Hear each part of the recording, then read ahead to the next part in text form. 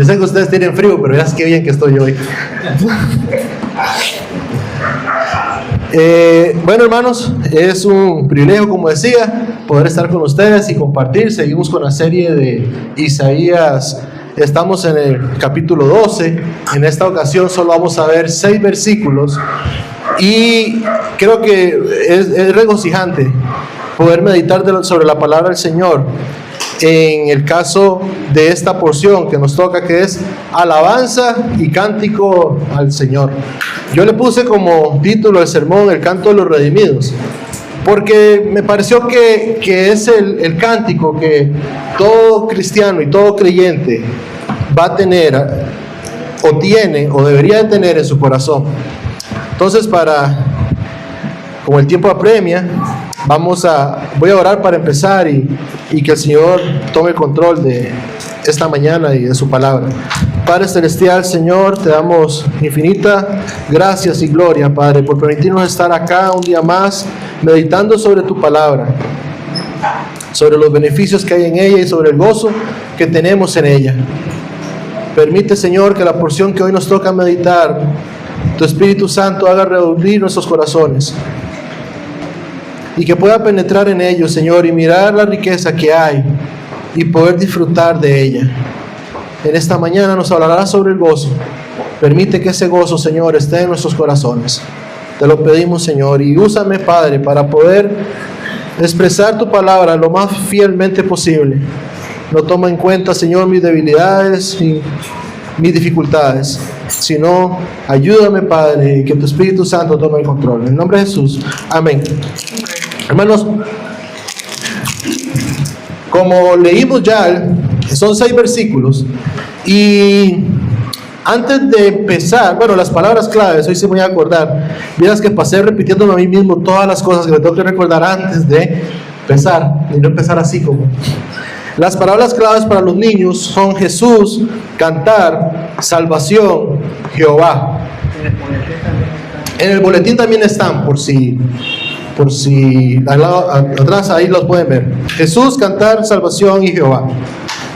Bueno, hermanos, este pasaje que ya leímos y lo vamos a ir leyendo poco a poco, por dicha, gracias a Dios son pocos versículos, quiero tomar algunos datos para tomar en cuenta. En este pasaje de tan solo 6 versículos hay 8 referencias a Dios. Hay 6 a Jehová, dependiendo de la versión. Hay una al Santo de Israel y hay otra a Dios como tal. También tenemos 4 veces la palabra salvación en 6 versículos. También tenemos 6 veces la palabra cantar o referencia al canto o al gozo. Es decir, que en cada versículo hay una referencia al canto o al gozo. Ciertamente, en la Reina Valera aparece la palabra cantar. Si nos vamos al original, por lo menos esas 6 palabras se dividen en 3 palabras que tienen el sentido de alabar. Alguna va a ser, por ejemplo, la del versículo 4, alzar las manos; la del versículo 6, gritar y clamar; otras con sus manos extendidas. Entonces, esa es como la intención. De hecho, si lo leemos en las Américas o en la NBI también, que es más romanticismo, podemos ver que no en todos van a aparecer la palabra cantar, pero si ustedes tienen la Reina Valera van a encontrar que aparece cantar o cántico. Entonces, solo para hacer esa salvedad. Entonces, esto nos lleva a que este pasaje es un pasaje con un sentido de alabanza a Dios, con un sentido de gozo a Dios, que eso es lo que está cantando el pueblo, o Isaías, perdón. Ahora, esto lo voy a mencionar como un dato general, que cuando uno trata de leer sobre comentarios sobre este pasaje, aparece, entonces, como el elefante que está ahí en la sala. Entonces lo voy a mencionar para que lo tengamos en cuenta, aunque ciertamente no hay una postura definida. Algunos dicen de que este cántico es post-exilio, cuando el pueblo regresó, y lo introducieron justamente en la parte donde Isaías culmina con la raíz de Isaí. Algunos estudiosos piensan eso, y por eso esa devoción al cántico. Aquí usan la profecía de Isaías y dan gracias a Dios porque habían vuelto tal como Isaías lo había dicho.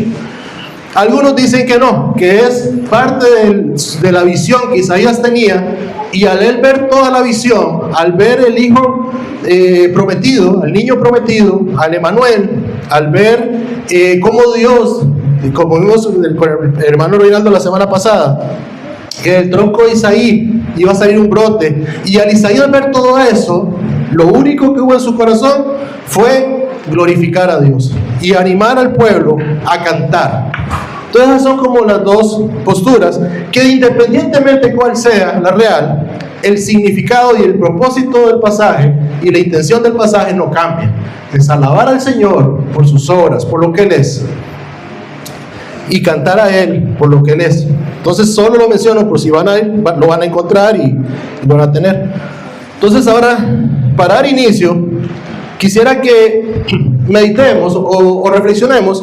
Por ejemplo, cuando nosotros leemos los evangelios, vemos cómo Jesús hizo muchos milagros, y aunque fueron en contextos distintos, por lo general todos tenían algo en común, y era que de alguna u otra forma los milagros que Jesús hacía traían sanidad, traían liberación, opacaban el dolor, liberaban de la cautividad, traía liberación, y esas cosas producían gozo y alegría en las personas a las cuales Jesús hacía el milagro.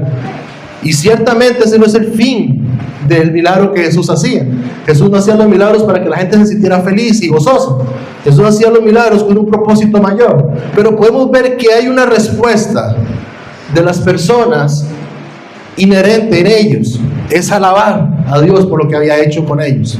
Y eso me recuerda una historia, o me recordó una historia que hay en las escrituras. Está en Mateo 8, en Lucas 8 y en Marcos 5. Está más, o hay más información, porque es todo el capítulo en Marcos 5. No la voy a leer, solo la voy a parafrasear. Y si ustedes ven que hay alguna similitud con la enseñanza del miércoles de dar testimonio, fue porque el pastor me dijo que habláramos sobre dar testimonio, y casualmente estaba estudiando mi sermón y anda muy parecido. Entonces hice, no es trampa, pero tomé mi sermón pero traté de edificar de la misma manera. Entonces, en esta historia estamos viendo al endemoniado gadareno. Si la leen Marcos 5 van a ver cómo especifican más la condición de este hombre. Tal vez en Mateo 8, de hecho Mateo dice que eran dos, pero en Marcos, en Mateo y Lucas lo pasan muy superficial. Pero cuando ustedes lo lean, yo solo voy a pasar así por arriba. Este hombre vivía en sepulcros. Este hombre se lastimaba a sí mismo. Sus actos eran irracionales. Era agresivo. Permanecía en ocasiones encadenado y con grilletes. Y él rompía las cadenas y los grilletes con piedras y se lastimaba él mismo. En ocasiones dice que andaba desnudo, con suciedad en su cuerpo. Sus actos atemorizaban al pueblo. Ahora nosotros podríamos imaginarnos a este hombre, podríamos imaginarnos la condición de esta persona. Y yo les quisiera preguntar, después de tal vez tener una breve imagen en nuestra mente sobre cómo está este hombre, quisiera preguntar algo que tendría que tener una respuesta sincera. ¿Te sentarías hoy a comer con tu familia con este hombre? ¿Te sentarías tú, tu esposa, tus hijos a comer con este hombre el día de hoy? Después de salir del servicio, ir a buscarlo y sentarse a comer. Ciertamente no. Su condición impide esa relación. Bueno, si nosotros meditamos, la condición de este hombre es la condición visible o la representación visual que nosotros podemos tener de lo que es un hombre alejado de Dios, un hombre sin la misericordia de Dios en su vida. Nosotros ahorita todos aquí estamos guapos, olemos rico, bien vestidos, nos echamos perfume, pero delante de Dios, si no estamos con Dios, Este hombre, lo que vemos de este hombre, es una representación visual de nuestra vida. Hacemos las mismas cosas, nos autoinfligimos dolor, estamos en desconsolación, vivimos en un sepulcro, estamos muertos, vivimos encadenados al pecado. Todo lo que este hombre, desnudos, con suciedad, todo lo que este hombre, pues, visiblemente ustedes podían ver, este hombre es una representación de una vida sin Cristo, de una vida alejada de Dios. Pero Jesús vino a este hombre y lo liberó de sus cadenas. Sacó de él los demonios, dice el pasaje, que lo controlaban, y lo trajo a libertad. Ahora, ¿cuál agradecido puede estar este hombre cuando la razón viene a él? Cuando el sentido común viene a él, cuando la sabiduría de Dios viene a él, cuando él es liberado de todo esto y ahora puede ver la vida desde la perspectiva que Jesús le está mostrando a través de la salvación. Ya ahora no tiene que vivir en sepulcros, ahora ya no tiene que vivir encadenado, ahora ya no tiene que vivir en suciedad, no tiene que andar desnudo, ahora puede ver la vida a través de la salvación que Jesús le está dando. Cuando nosotros vemos la gratitud que muestra este hombre, es que él quiere seguir a Jesús. Él quiere decir: yo voy contigo. Y en eso hay alabanza. Claro, Jesús dice: no, ve a tu casa y cuéntale lo que Dios ha hecho a ti, contigo, a todos tus seres queridos. Ve a tu casa y cuenta, proclama lo que Dios ha hecho. Y esto nos lleva a ver cómo Dios ha tratado con el pueblo de Israel, que es lo que hemos venido viendo, especialmente con Jerusalén, con Judá. Nosotros vemos que del capítulo 1 al 6 que hemos meditado, Dios establece a ellos los hechos. ¿Qué es lo que ellos han hecho? La inmundicia en la que ellos viven, el desprecio que ellos tienen delante de Dios por su actuar, la ceguera que ellos tienen de apartarse de Dios. En el del capítulo 7 al capítulo 10, Dios juzga a este pueblo y les dice lo que les va a pasar y por qué va a pasar esto y por qué Él va o está dictando juicio a ellos. En el capítulo 11, que fue el que vimos la semana pasada, vemos cómo Dios promete el Redentor, un retoño de la vara de Isaí, promete un reinado eterno, y por consecuencia ahora hay una respuesta de este remanente. Esta respuesta es producto de la promesa que Dios había hecho de liberación, del capítulo 11. Y en estos 6 versículos vemos cómo la alabanza y la oración sincera son la respuesta perfecta a la obra que Dios hace. Dios no les está exigiendo, les está pidiendo que adoren. Por eso el capítulo es tan controversial, porque está como metido en donde cuáles es el pueblo, es Isaías diciéndole: cantad a Dios. Y vamos a ver por qué es algo personal. Y por la estructura del pasaje se entiende, y por la cantidad de veces que se habla sobre cantar, se entiende que este capítulo es una canción escrita, una alabanza escrita. Y quiero leer los primeros 2 versículos. Y dice: y dirás en aquel día: cantaré a ti, oh Jehová, pues aunque te enojaste contra mí, tu furor se apartó y me has consolado. He aquí, Dios es mi salvación, confiaré y no temeré, porque mi fortaleza y mi canción es ya de Jehová, es mi salvación. Este no es parte del sueño de Isaías, no es Dios revelando a Isaías, es Isaías, por el escritor, mostrándole al pueblo que alabara a Dios por lo que Dios había hecho, por lo que Dios había prometido. Y el primer punto que quiero tocar es reconciliación y gozo. Isaías empieza de una manera singular: y dirás en aquel día tú dirás. El capítulo 11 habló poderosamente del reinado del Mesías como el rey sobre la tierra. Así que estas palabras expresadas en el tiempo de Isaías nos van a teletransportar a nuestro tiempo, porque Isaías no está hablando del tiempo que ellos están pasando. Él dirá, y dirás en aquel día. ¿Cuál es ese día? El día que el Jesús o el Mesías venciera la muerte y fuera una realidad de lo que está hablando Isaías.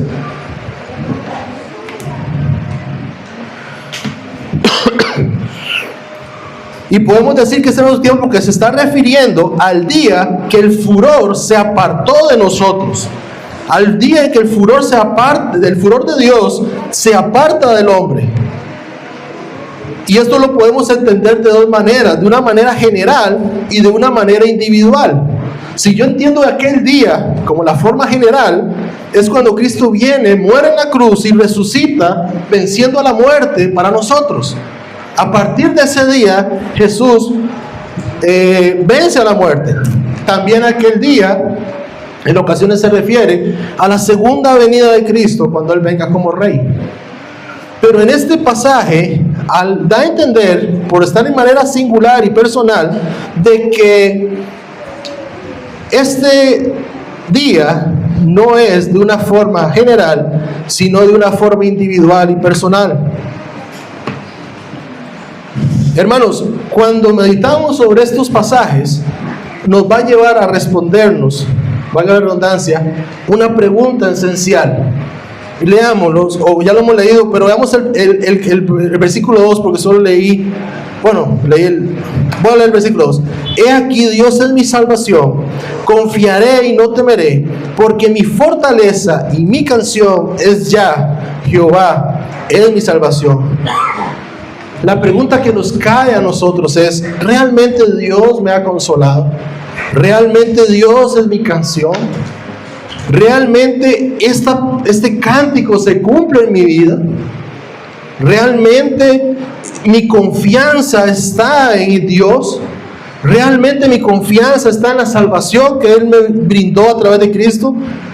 ¿O simplemente ninguna de las anteriores? ¿De qué lado está colgando tu alma y tu esperanza el día de hoy? ¿De qué lado nosotros podemos ver la eternidad del día de hoy? ¿De la alegría y el gozo que está cantando Isaías, el canto de Isaías? ¿O de la verdad de la cual yo no estoy incluido, no estoy participando de ese canto? Y no porque no quiera, sino porque no puedo, porque no está Cristo en mí, porque yo soy como el endemoniado gadareno. Pero dice 2 Corintios 6:2, dice, pues Él dice, y este es Pablo hablando, en el tiempo propicio te escuché, y en el día de la salvación te socorrí. Para el creyente, en aquel día fue cuando fue consciente de su maldad, cuando sentimos el desprecio de nuestro pecado, cuando miramos la necesidad de un Salvador y cuando aceptamos a Cristo como ese Mesías y ese Salvador necesario en mi vida por la condición de mi pecado. Ese fue aquel día para mí. Y cada uno de los creyentes acá tienen un día de esos. Aquel día, el día en que el Señor vino a mi vida y me mostró su gloria y miré mi pecado. Ese es el día espiritual para cada uno de los creyentes que hace este canto real en su vida. Este canto probablemente fue en un momento distinto para mi vida real que para el pastor Luis. Pero ciertamente los creyentes hemos llegado a este día, en el día de la salvación, en el día en que Dios nos consoló, en el día en que vimos a Cristo como nuestro Redentor y nuestro Salvador. Ahora vemos en eso nuestra fortaleza, en ese acto. Es nuestro refugio en nuestra vida.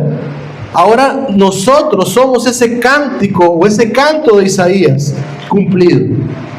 Nuestra vida tiene que ser ese canto cumplido de Isaías estando en Cristo.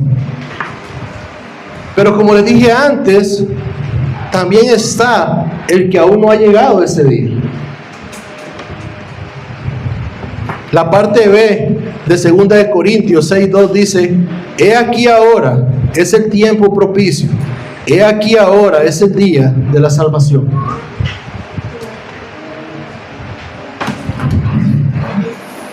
Para que entiendas el gozo y la alegría de la que está hablando Isaías en este capítulo, es necesario entender que el furor de Dios está contra todos aquellos que no lo han reconocido a Jesucristo. Su ira está contra ti.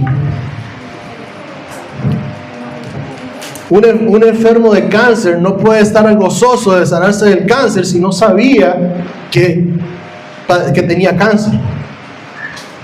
Es necesario entender que si este canto no está en tu vida, es posiblemente porque el furor de Dios está contra ti, porque la ira de Dios todavía está contigo, en ti.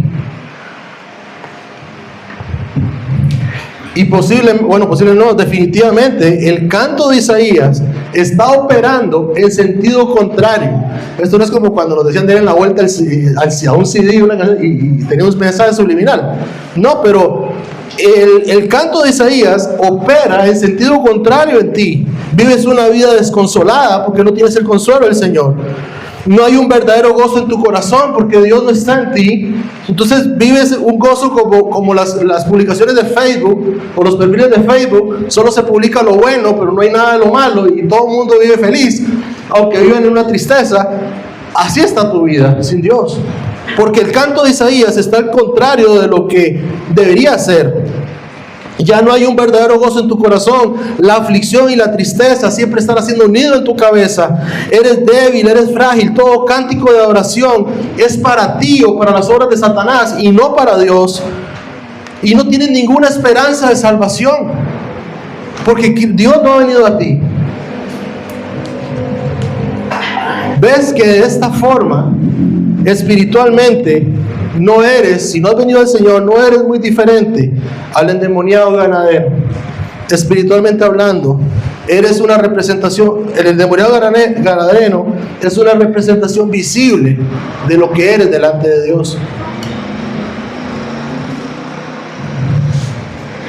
Y yo sé que hay una relación perfecta entre la soberanía de Dios y la responsabilidad humana, y es muy probable que no la entendamos a cabalidad en esta parte de la eternidad, y algún día la vamos a llegar a comprender cuando estemos delante de Dios. Pero porque las escrituras dicen que es Dios el que llama y es Dios el que escoge, y esa es una verdad, pero también manda a los hombres a arrepentirse, que se arrepientan de sus pecados para que puedan recibir este gozo, para que puedan tener este cántico en su corazón. Hoy cantamos acá, y acá cantaron cristianos y no cristianos, hijos de Dios, hijos de Satanás, y cantamos unísonos y se escuchaba muy bonito. Pero ese canto no agrada a Dios. El canto que podamos hacer aquí con nuestros instrumentos, ritmos, esos son canales, esos son medios. Pero a Dios no le impresiona ese canto si tu corazón no está con Él. A su propio pueblo, cuando nosotros leemos Amos 5:23, Dios le dijo: quitad de mí la multitud de cantares, pues no escucharé los salmistas de tus instrumentos y tus instrumentos. No, a Dios no le impresionaban los instrumentos que podía tener David y el canto que podía hacer David si su corazón no obedecía a lo que él pedía. Y Dios manda que los hombres se arrepientan.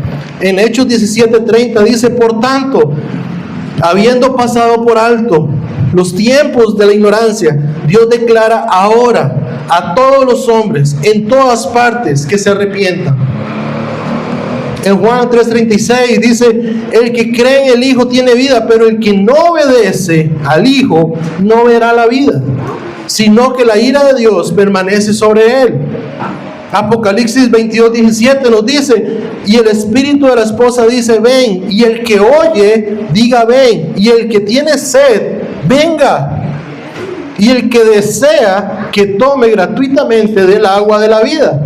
Y vamos a ver que esto es una estrofa de este cántico.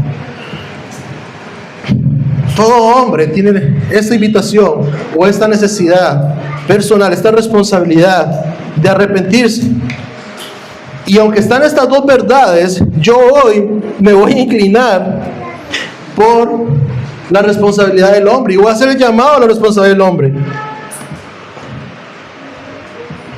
Porque hoy para ti puede ser ese gran día si no has venido a Dios, si no lo has reconocido como un Salvador, si todavía sigues viviendo en el desconsuelo, si todavía en tu corazón no hay gozo. Hoy puede ser ese día. Y porque hoy puede ser ese día es que digo que apelo a la responsabilidad humana.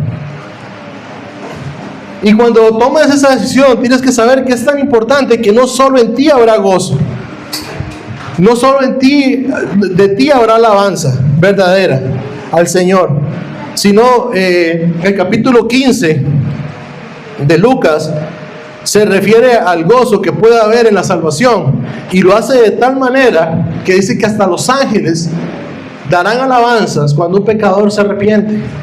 Y este capítulo habla de la oveja, de la oveja perdida, de la moneda perdida y el hijo pródigo. Todos llamados a volver, a venir a Dios y reconocerlo como bueno, en este caso Salvador. Lucas 10:15 dice: de la misma manera os digo que hay gozo en la presencia de los ángeles de Dios por un pecador que se arrepiente. Por un pecador que se arrepiente.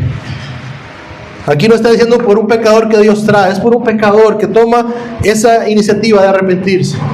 Es por eso que digo que hoy voy a apelar a la responsabilidad humana.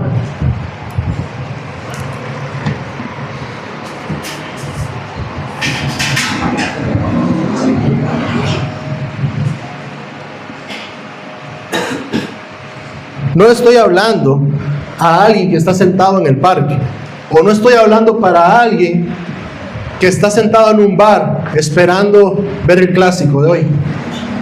Estoy hablando para los que Dios ha traído aquí, para que por la providencia del Señor, de una u otra forma, Dios ha dicho que, o ha hecho que hoy estén acá, que no es por casualidad, sino que de una u otra forma su providencia los ha traído y están aquí sentados escuchando.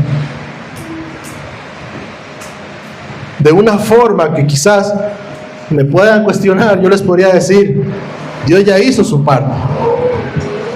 Por su providencia están acá sentados. No podemos decir que la parte de la soberanía de Dios no está operando. Posiblemente lo que estamos esperando es la responsabilidad tuya de reconocer tu pecado y venir a Dios. Y venir y reconocerlo a Él y aceptarlo a Él.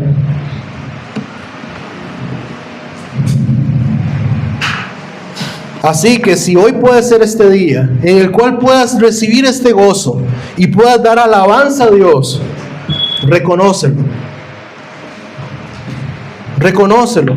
Reconoce delante de Él que quizás tu vida, estos pasajes cuando los lean completos, no tienen este deseo y este ímpetu que Isaías está comentando. Quiero ver el segundo punto, no perdiendo esta idea y dándole la mala noticia que no puse el cronómetro. Me hacen señas cuando ven que ya voy pasado para ir aterrizando. Voy a ver a Will, porque Will es el que sigue ya. Lo puse y no lo encendí. Quiero que veamos Isaías 12:2, hermanos, y 3, otra vez. He aquí, Dios es mi salvación, confiaré y no temeré, porque mi fortaleza y mi canción es ya Jehová, el cual ha sido mi salvación. Con gozo sacarás agua de los manantiales de la salvación. El versículo 2 está elevando nuestra mirada y nos muestra la confianza personal que debemos tener en la salvación. Dios es mi salvación. No es una salvación genérica, no es una salvación impersonal, no es una salvación momentánea ni temporal. Él es mi salvación. Job del 19 al 25 dice: yo sé que mi Redentor vive y al final se levantará sobre el polvo. Era la seguridad de Job, de no solo la promesa, sino de él estar convencido, seguro. Yo sé que mi Redentor vive. Es algo personal. No estamos hablando acá de un club o una cultura, una cultura Ay, se me fue el progre de ahora, pero no estamos hablando de algo que lo tiene el hermano o que camina con el pastor. Es algo que es personal, es para cada joven, niño, adulto, mujer, es para nosotros. Job lo entendió así. Él es mi salvación, mi redentor, y yo sé que Él vive. Es mía, hermanos, es nuestra salvación, y a la vez es Dios. Él dice, mi salvación es ya de Jehová, y este término ya exalta que es como mi salvación es Señor de los señores, mi salvación es el Señor Dios. Es una manera en la cual decir, no hay nada que esté por encima de esta salvación. La seguridad de la salvación, la seguridad de que Dios es tu salvación, no descansa de la intensidad que tú tengas de mi fe o de tu fe, sino es de la solidez del objeto de mi fe. Por eso dice, yo confiaré. Yo confío, no solamente confío porque sé que Él es Dios y sé que es mi salvación, yo confío porque Él es el que hizo la obra. Yo confío porque no es por mis obras, no es por mis méritos, no es por lo que yo pueda hacer, es por lo que Él hizo, por lo que Cristo hizo. Y por eso dice que yo confiaré. En otra versión dice, yo me aseguraré, porque Él es mi salvación. Y podemos ver en si lo queremos ejemplificar para entenderlo un poco mejor. No sé si han escuchado ya el ejemplo del puente, creo que en alguna ocasión yo lo he dado. El ejemplo del puente, tú puedes tener una gran fe de pasar de un punto a otro en el puente. Y tú tienes la convicción y la fe de que vas a pasar al otro lado. Pero si ese puente se está pudriendo, si los tablones están podridos, si los tornillos no tienen ninguno, los clavos tampoco, se está cayendo, es muy probable que ese puente colapsará. Y tú vas a colapsar con el puente con toda tu fe. Pero si tu fe es débil, digamos, y te tiemblan las piernas para pasar porque te dan miedo a las alturas, porque tienes temores, pero aún así confías en que vas a pasar, y este puente es de concreto, y este puente es resistente, está nuevo, aunque tu fe sea débil, tu fe no está puesta en lo que tú puedas hacer, sino en el objeto en el que vas a pasar. Y aunque dures más pasando, pero vas a pasar sobre un puente firme. Y eso es lo que viene con Cristo. Nuestra fe no está en lo que yo pueda hacer. Mi fe no está en lo que yo he hecho, en mis debilidades, en mis fortalezas. Mi fe está en lo que Cristo hizo. Y el gozo que hay en mí es de lo que Cristo ya hizo. Y sobre eso no hay nada que nos pueda separar del amor de Dios y del gozo que nosotros podamos tener a Él. No hay dificultades, no hay ni lo alto ni lo bajo, dice Pablo. No hay nada que me pueda separar del gozo de Dios, porque mi fe está en Cristo, en lo que ella hizo. Y veamos el binomio, le puse yo, no sé si será correcto en español, pero es precioso, porque de esto desprende la confianza, la fortaleza y la canción. Dios es nuestra fortaleza para las batallas y las pruebas, los momentos difíciles, pero también es nuestro regocijo después de la batalla.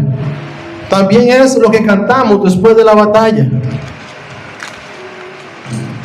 La fortaleza sin la canción o la alabanza produce amargura, puede producir orgullo. La canción sin la fortaleza de Dios puede ser un gozo superficial, una alegría momentánea. Pero cuando Dios entrega las dos juntas en una sola, es nuestro sustento, es nuestra fortaleza.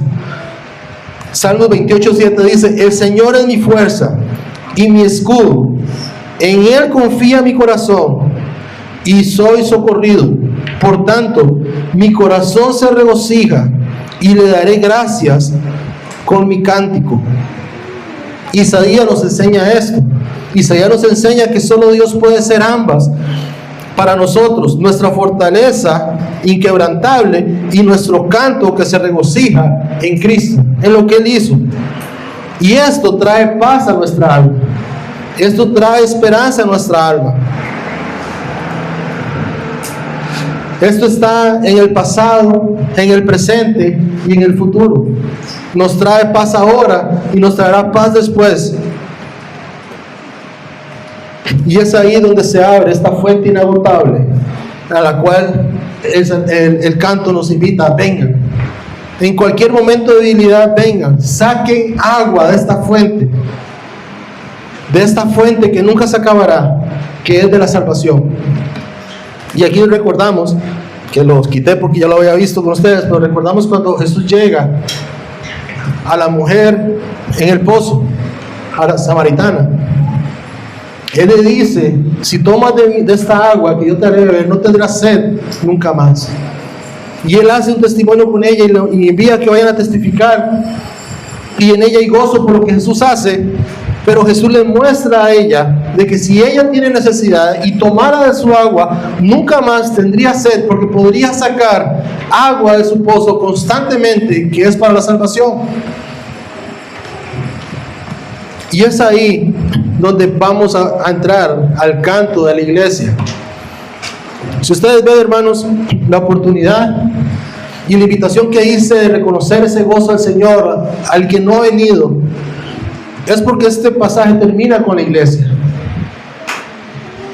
Pero sirve para que medites, si alguien no ha venido al Señor y no tiene este gozo, a reconocer la necesidad de ese gozo.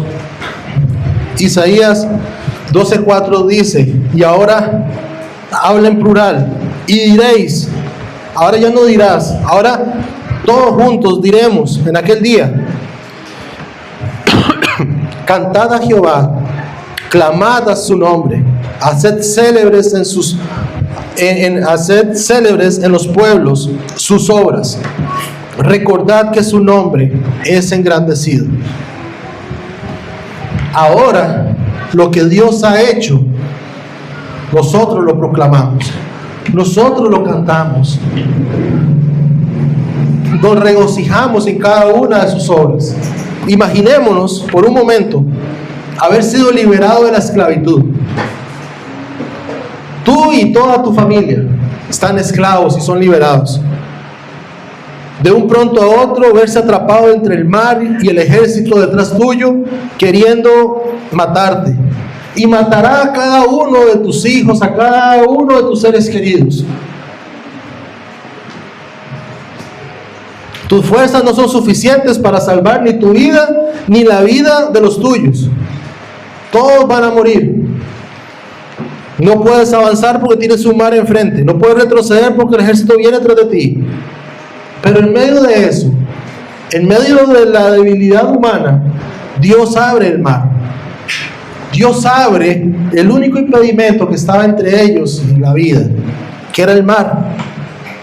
Y es Dios el que lo abre. En Éxodo 14:22 dice que los hijos de Israel entraron por el medio del mar en seco. No había ni siquiera lodo. Hasta ese detalle tuvo el Señor. Y las aguas les eran como los muros, y a su derecha y a su izquierda.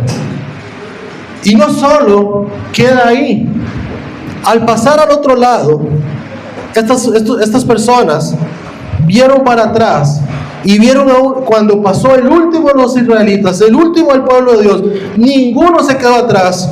Cuando pasó la cabalidad del número que eran, vieron atrás y vieron un ejército completo que los acechaba. Cómo fue eliminado por el mar, cómo este ejército sucumbió ante el mar y ellos fueron liberados. ¿Cuál cree, gracias hermano, cuál cree usted que fue la reacción lógica de este pueblo? Alabar. Cuando leemos Éxodo 15, vemos cómo este pueblo vino y al ver esto cantó las maravillas del Señor. Y no estoy glorificando al pueblo, porque solo pasaron unos capítulos y ya están dándole vueltas al desierto por desobedientes y no creer en Dios. Pero la acción de la salvación produjo algo en todos ellos y fue alabar. De hecho, también cuando vemos Isaías 12, lo relacionan con Éxodo 15. y dan a entender de que es parecida a la canción que están cantando en Éxodo 15 con Isaías 12, y posiblemente Isaías 12 se está refiriendo a la canción de Éxodo 15, cómo Dios fue su salvación, cómo Dios fue su fortaleza. En Éxodo 15:2 dice: mi fortaleza y mi canción es el Señor, y ha sido para mí salvación. Este es mi Dios, y lo glorificaré, el Dios de mi Padre, y lo ensalzaré. Esto fue lo que cantó el pueblo cuando pasó al otro lado del mar. De joven, y yo creo que no voy a mentir todavía, yo no sé quién la canta, yo soy malo para eso, no sé el nombre. Hermanos, honestamente tampoco sé si tiene una doctrina buena. No conozco, pero cuando yo escucho una canción que luego se llama Al otro lado, al otro lado cantarás, al otro lado. Bueno, cuentan la historia de, porque hasta para aprendérmela soy malo, pero yo cuando la escucho, hay algo en mí que me da ganas de glorificar a Dios y de poner mis pequeños problemas y decir: cuán fiel eres tú con tu pueblo, cuán más fiel puedes ser conmigo. Que creo que Al otro lado cantó, o algo así se llama la canción. Yo no estoy recomendando al cantante, hermanos, yo no sé, yo solo la escucho, y recuerdo que la escuchaba mucho en la iglesia donde yo crecí y me encantaba, porque me hace recordar la fidelidad de Dios a través de su palabra, porque yo siento que no la estoy inventando, estar describiendo lo que pasó y lo que este pueblo hizo. La gratitud individual no puede ser contenida. Se convierte en evangelismo espontáneo, en un canto unísono de un pueblo que se reúne a cantar y a proclamar las maravillas de aquel que ha hecho en nuestra vida. Y por eso nos unimos como iglesia, como cuerpo, y cantamos y adoramos a Dios por lo que Él es y por lo que Él hizo. Como que si fuésemos ese pueblo que trae la muerte acechándolo, y Dios abre de una manera milagrosa el mar y nos permite pasar al otro lado con los pies secos. Creo que le acabo de recitar algún verso de esa canción, pero sí. Eso es lo que venimos a hacer, a mostrar la gratitud de lo que Dios ha hecho a través de Cristo en la cruz para con nosotros. Por eso, si Cristo no es tu puente, si tu fe no está en la obra de Cristo, es difícil que entiendas lo que estás cantando. Es difícil que entiendas lo que estás proclamando. Es difícil que tu corazón sea como aquel que dijo Jesús: llegará el día que me adorarán en espíritu y en verdad.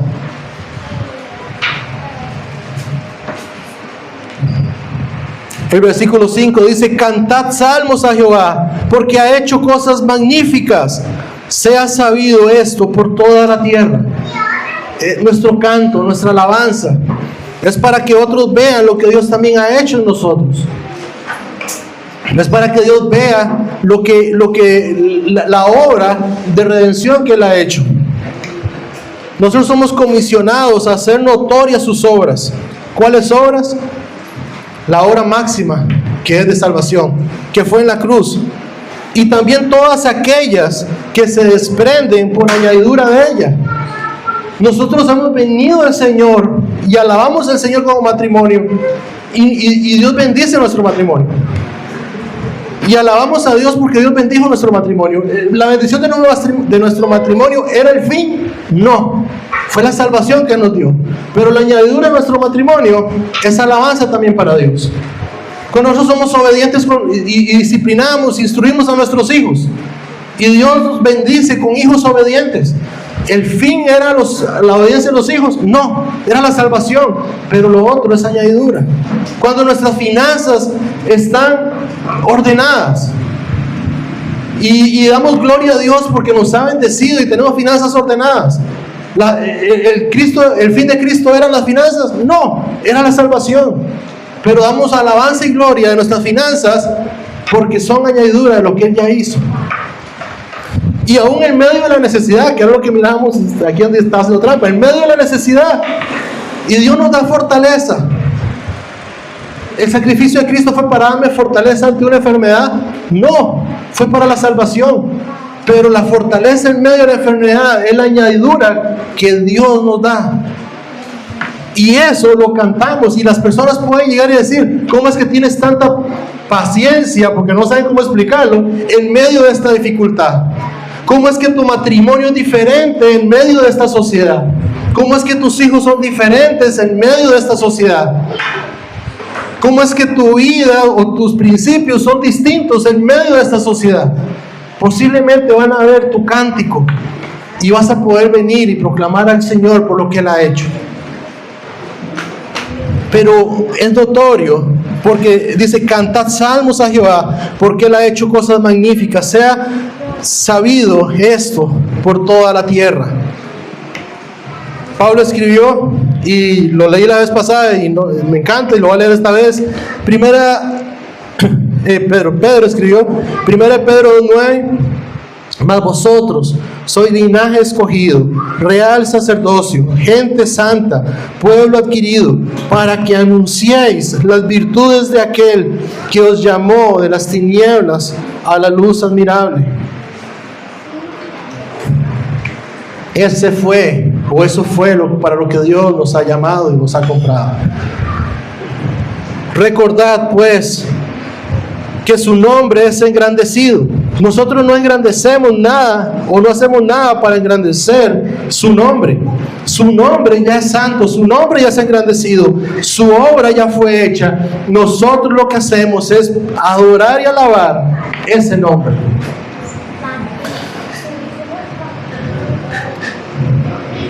Y ya voy terminando.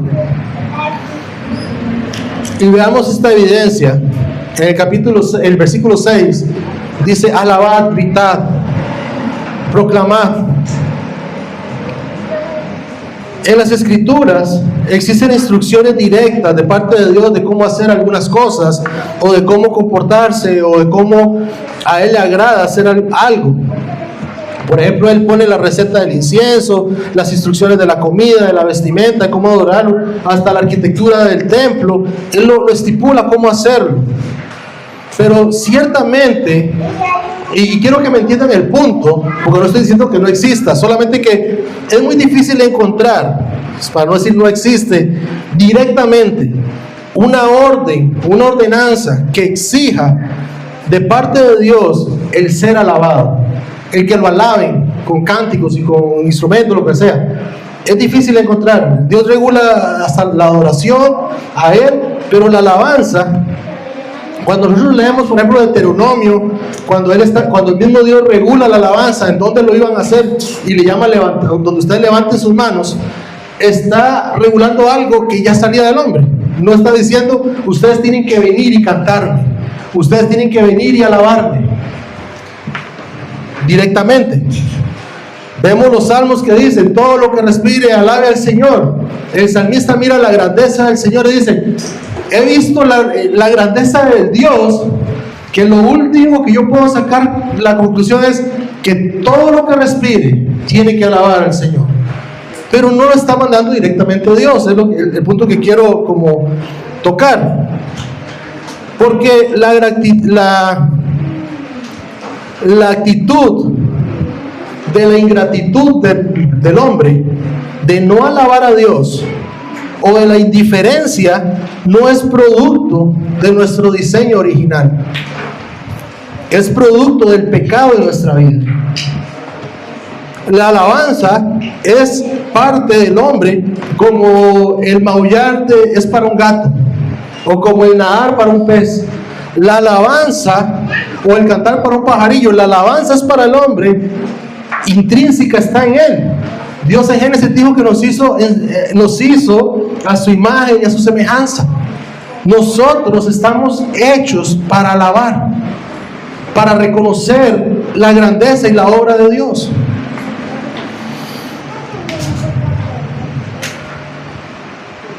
El pecado no puede eliminar el deseo de alabar y de adorar a Dios, porque eso está en el hombre, pero sí puede distorsionarlo. En muchas ocasiones alabamos a hombres, alabamos ideas, nos alabamos en muchas ocasiones hasta nosotros mismos, en lugar que a Dios. Adoramos el dinero, adoramos el trabajo, adoramos a nuestros hijos, adoramos a nuestro esposo, a nuestra esposa. Adoramos lo que creemos que podemos adorar menos a Dios. Y el pecado ha distorsionado nuestra alabanza y nuestra adoración. Pero cuando Dios viene y salva, el único resultado o respuesta sincera que el hombre puede hacer es alabar, es regocijarse y glorificar. La alabanza es la expresión más natural que tiene el hombre en su diseño original. Es como que tengas un pez en el desierto y lo devuelvas al agua. Estaríamos en el hábitat donde fuimos diseñados para estar, alabando y glorificando a Dios. Todavía dice el Señor, o dice las Escrituras, que cuando vayamos a Él, estaremos en el cielo. ¿Y qué es lo que estaremos haciendo? Alabándolo a Él. Santo, santo, santo. Fuimos diseñados, creados para alabar a Dios. Por eso Dios no pide que se le alabe, Dios espera que lo alabemos. Dios espera que nos glorifiquemos, que lo glorifiquemos. Dios espera que nosotros proclamemos su nombre, sus virtudes, lo que Él es. Pero para poder hacer eso, tenemos que conocerlo. Tenemos que haber sido redimidos. Nuestro corazón tuvo que haber sido cambiado. El pecado tiene que ser quitado de nuestra vida para que no distorsione la alabanza y la adoración que Dios merece. Por eso es que este cántico que dice Isaías es cántico de los redimidos. Es un cántico de todo aquel que ha visto la gloria de Dios a través de su obra y puede venir y adorarlo y alabarlo, y puede venir y cantar con confianza y gritar en su corazón o gritar a los vientos: Dios me ha salvado, la obra del Señor. Un ejército acampaba contra mí y Él me liberó. Cuando el salmista nos recuerda todo lo que respire, alaba al Señor, nos está recordando que nuestra vida es gracias a Cristo. Nos está recordando o nos está mostrando cómo Él está viendo la gloria de Dios y está concluyendo a través del Espíritu Santo de que no hay otra cosa que la creación pueda hacer que alabar.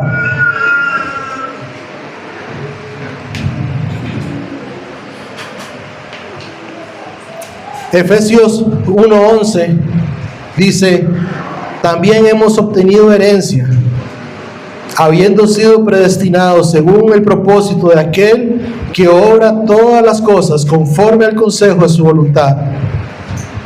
1:11, el 12, a fin de que nosotros, que fuimos los primeros en esperar en Cristo, seamos para alabanza de su gloria. Seamos para alabanza de su gloria.